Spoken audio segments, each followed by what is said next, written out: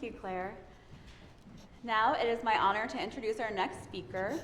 Many of you know her as mayor, but her career in service started well before City Hall.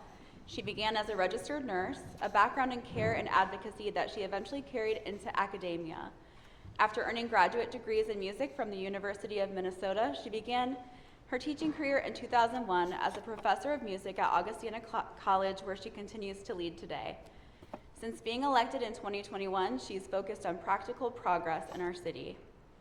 I've had a look at her remarks for this morning, and I noticed that she left one detail out. While we're celebrating our wins from the past year, it's worth mentioning that 2025 marks the start of her second term as mayor. It's a significant milestone that speaks to her leadership and the trust this community places in her. Please join me in welcoming Mayor Sangeetha Rayapati.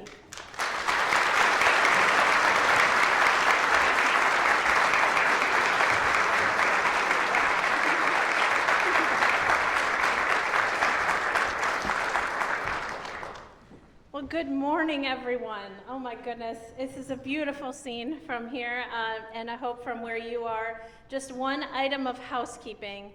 I noticed that we didn't guide anyone to the elevator this morning, so you all got your steps in for the day, right? There is an elevator if you need it. It's here, and so it was through a doorway that you might not have seen earlier. Anyway, it is great to have this opportunity to be in this historic space again. If you've been around for the past few years, you might know that I change our location for this event every year, and that's intentional. I want us to visit or revisit the places and spaces that knit our collective memories together in community. And for those who don't have generational ties to Moline, I want to introduce them to the unique spaces that are cherished and preserved for us to use in the present and the future. And so I'm really proud that once again we have a space that has been reinvested in and can welcome the community back in with open arms.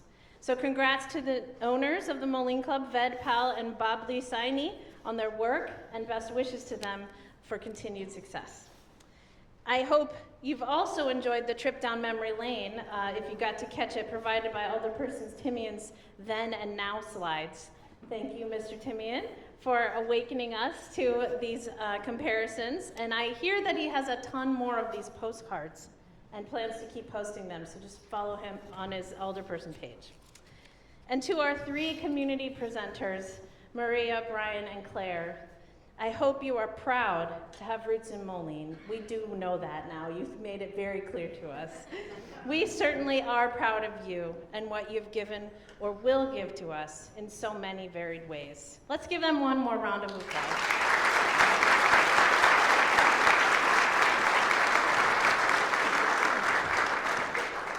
Our main purpose today is to review the work the city undertook in 2025 and what our plans are for 2026.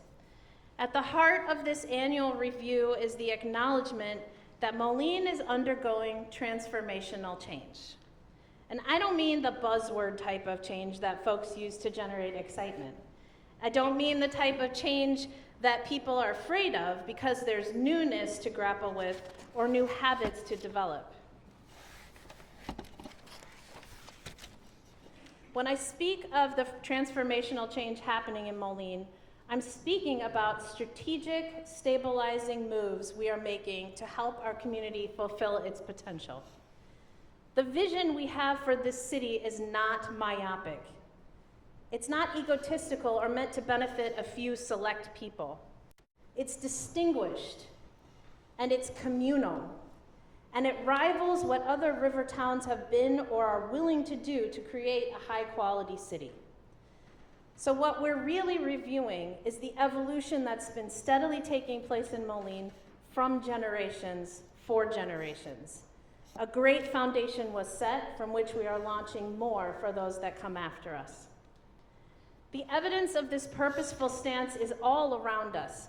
From the new plaques on the riverfront honoring the work of an extraordinary early entrepreneur and founder of Moline, David B. Sears, to the preservation and improvement of the old post office by Andrew Dassow and his team at Streamline Architects, to the continued use and improvement of the Kone Tower by Hyperlift, Inc., the city is committed to cherishing our past while moving us into a prosperous future. Communal prosperity, though, does not happen by accident. It's planned for.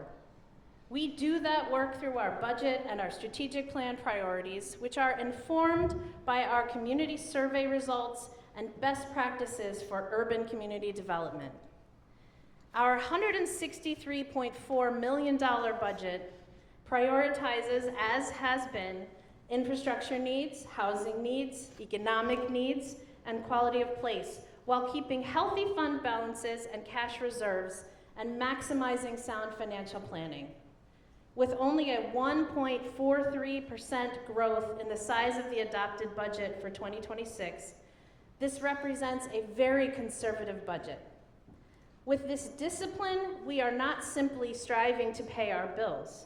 We are figuring out ways to address our many needs with the least impact to our residents as possible and plan for the future. Budgeting simply year to year without planning for the future would be irresponsible. We are proud that our planning will result in delivery of projects and services that the entire community deserves. And the evidence for our commitment to infrastructure improvements, like roads, is in this budget. 39% of our budget is going to capital projects and equipment. We continue to make the $2 to $3 million annual investments in road improvements that our pavement condition index identified were needed for making a real difference in the quality of our road network. So even if your particular street hasn't been addressed yet, there are plans to get to it. You just have to check out the maps on our website that will tell you how close we are. Or you can always talk to your older person. Grants have also funded significant improvements on major roads, like 7th Avenue, with new roundabouts that provide cleaner intersections and move traffic more effectively. And no discussion of 2025 transportation achievements is complete without celebrating the appropriation of funds needed for passenger rail through the state of Illinois.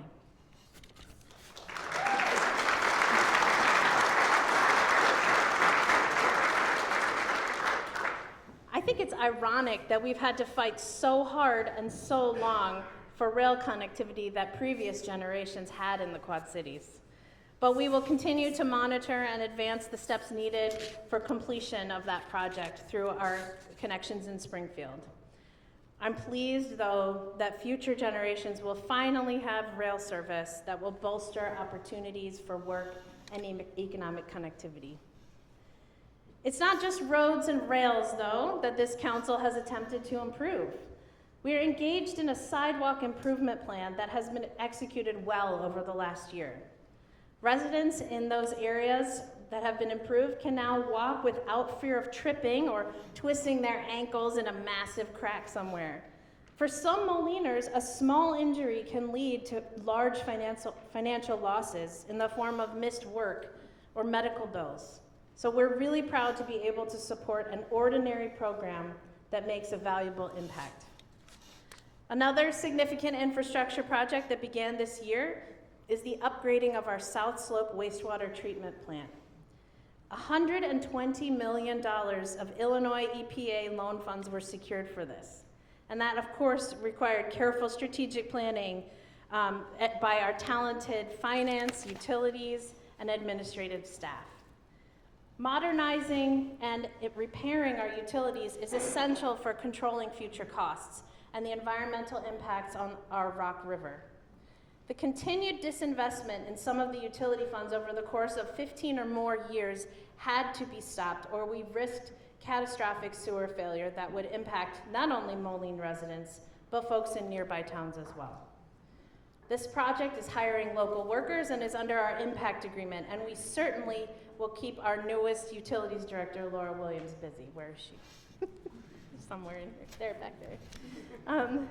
It is probably the most significant project that will impact future generations of Moliners, along with our very first environmental resiliency plan, led by Public Works Director Denver Schmidt, which is currently in development and should be help to protect us well. Beyond pipes and pavement, we have spent ample time considering moves that need to be made to create a comprehensive housing plan that not only addresses availability of housing and the continuum of housing needs, but helps us lean further into economic growth. While we waited for our comprehensive plan update project to kick off, if you didn't know, we haven't had a new comprehensive plan in over 20 years, we passed a small lot ordinance, which should reduce barriers for interested parties to build homes on smaller parcels that exist all over this city. We're in the middle of improving zoning so we can increase our missing middle housing stock, that's otherwise known as the duplexes and triplexes or quadplexes that dotted neighborhoods of generations prior. We're pursuing these updates to correct exclusionary zoning practices of previous generations.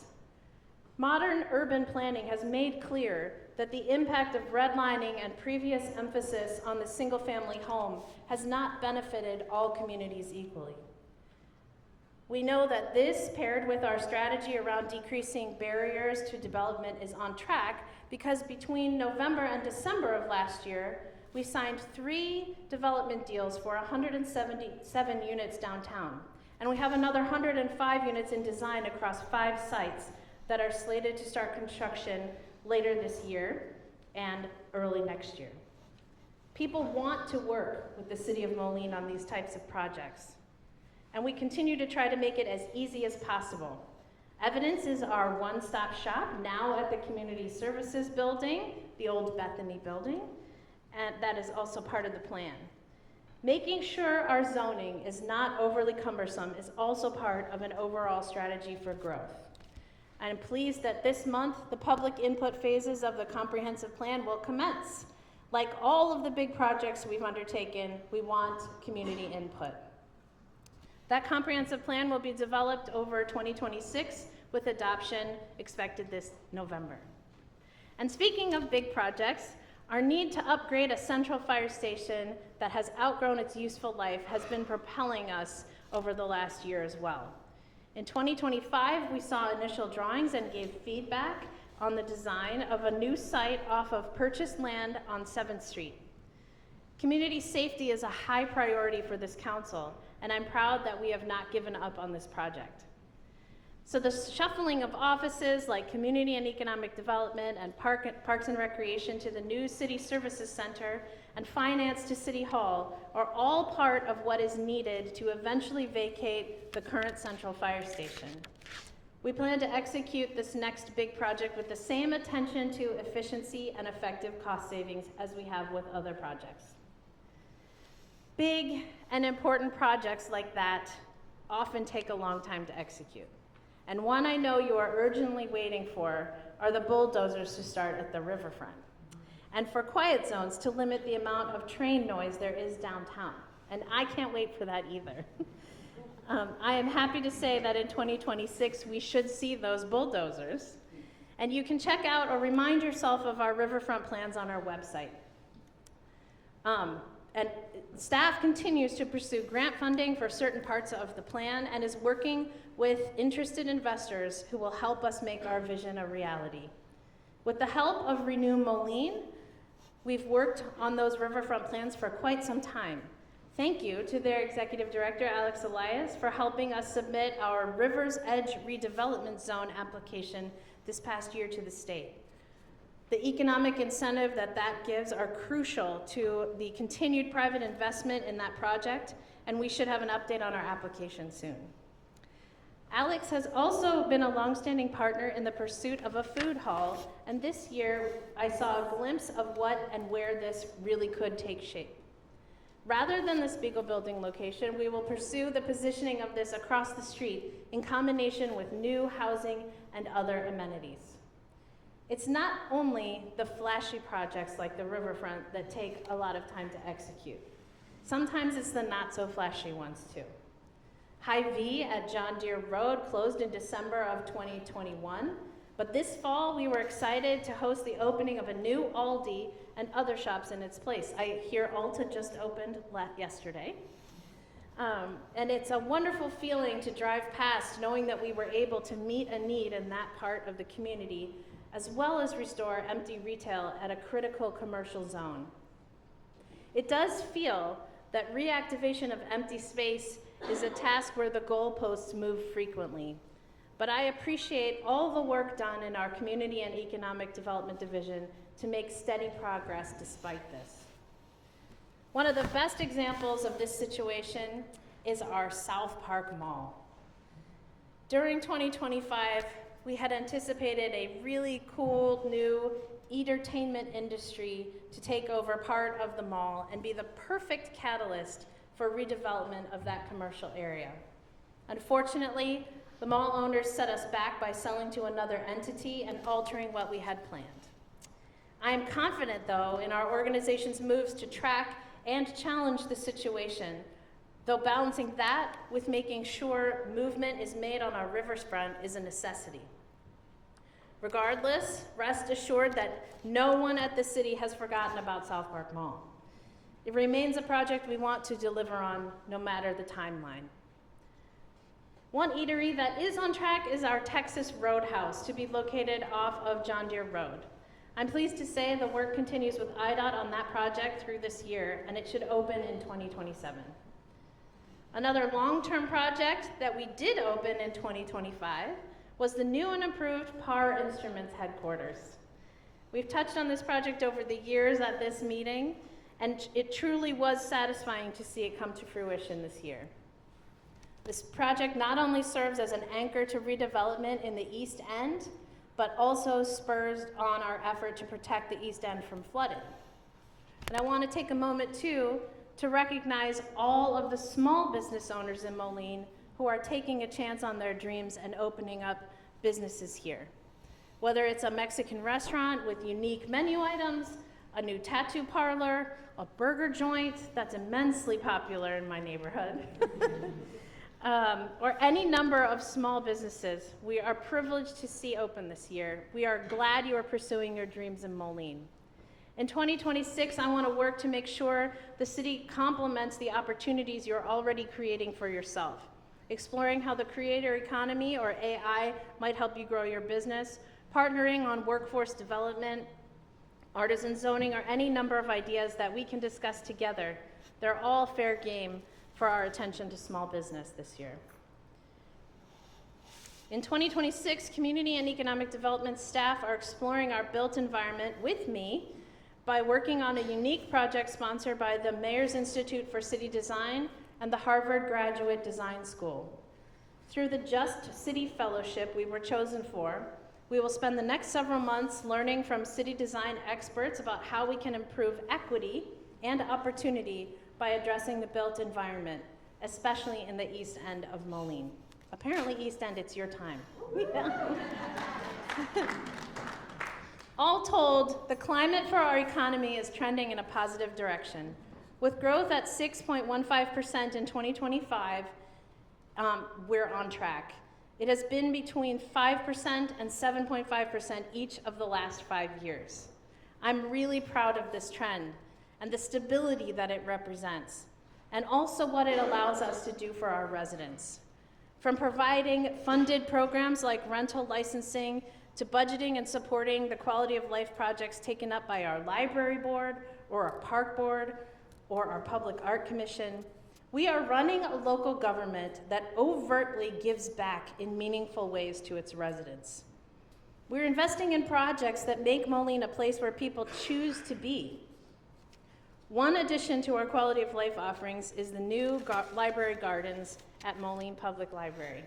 If you haven't had a chance to check them out, make it a priority when spring and summer roll around. So much thought and care went into it, and the events we've had there so far have been received well. I'm proud of the forethought the library board had to feature artwork by Moline artists David Zahn and Joel Reisner, and all of the little things that they added for children and families especially. Children and families were a central focus of the park board as well. The new equipment at Browning Field is evidence of that, as is their grant seeking for soccer pitches and tree canopy projects. Excuse me. We're also thankful for the work of the Pollinator Preservation Committee, who held a Bee City Pollinator Week and collaborated with downtown businesses to highlight their objectives. Look for more of this resident and business-led work in 2026. We also look forward to what the new Moline Center Director, Jennifer Smith, will bring to our distinctive downtown. One of the things that makes Moline successful is our ability to budget in a way that invests in all of the necessities like roads and pipes and economic development, and in addition, makes investment in people and programs to help them. We have continued our funding of the Level Up program, which repeatedly shows returns on keeping Moline residents from sliding into the pit of poverty. Our Moline Neighbors United program consistently invests in solidifying our connection to residents and empowering them with valuable information and programs. I'm excited to see how their plans for neighborhood leadership training and youth leadership training take shape in 2026. The city remains invested in youth opportunity, as you heard in Brian's story, and I'm proud that the summer internships for high school students remain. It was terrific to include young people in the strategic planning process this year and to spend time with them at a Muffins with the Mayor event. Careful financial planning allows this city to do and be so much more than people expect. We're providing a Snow Angels program to help those in need shovel their sidewalks. We entered the space of increasing connection and social infrastructure with a joining fair in August, which invited people in to make new connections and explore clubs and organizations they can get involved in, all with the end result meant to develop a healthier community. And our employees help lead the way by example with their generosity through the Moline Care Crew, which in 2025 provided over 1,700 canned goods, over 5,200 meals to Riverbend Food Bank, and donated 12 big boxes of toys and $500 to Toys for Tots. Let's give our employees a round of applause for that.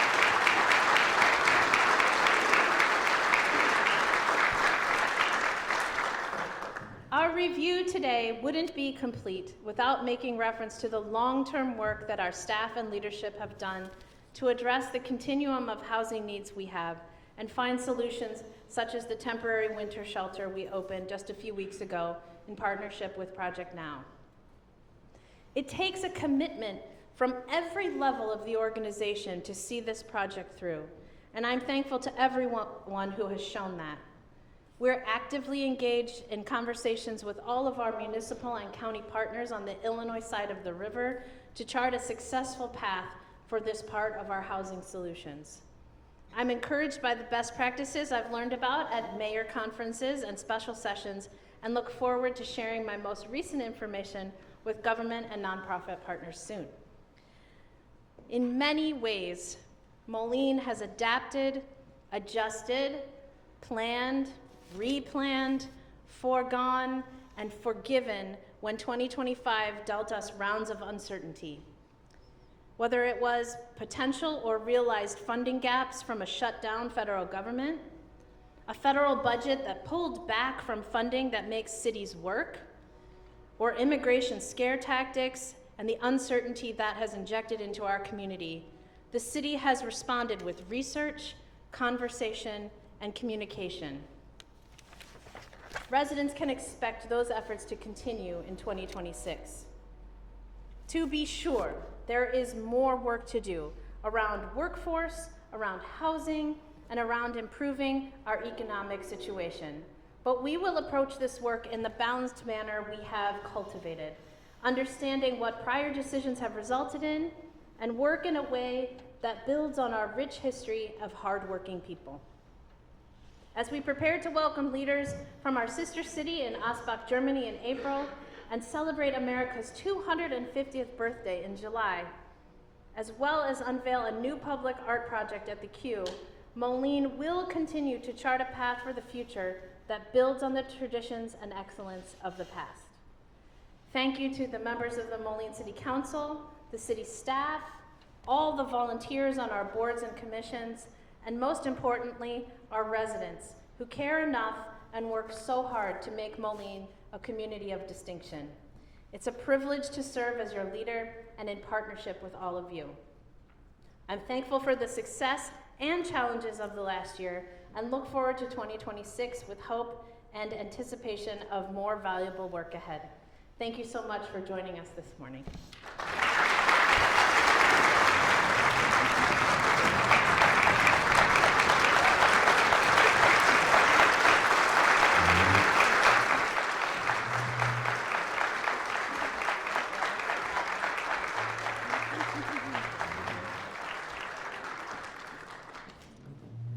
Thank you, Mayor Rayapati. From generations for generations, that is more than a theme, it's a responsibility. It's the understanding that we are the architects of a future that we may never see, but one that our children will inherit. It takes a certain kind of vision to lead with that mindset, to turn today's challenges into tomorrow's opportunities. As we look toward the year ahead, I'd like to invite everyone to join me in a final gesture. If you have a drink nearby, please raise it. To Moline's past, present, and future, cheers to 2026. Thank you very much.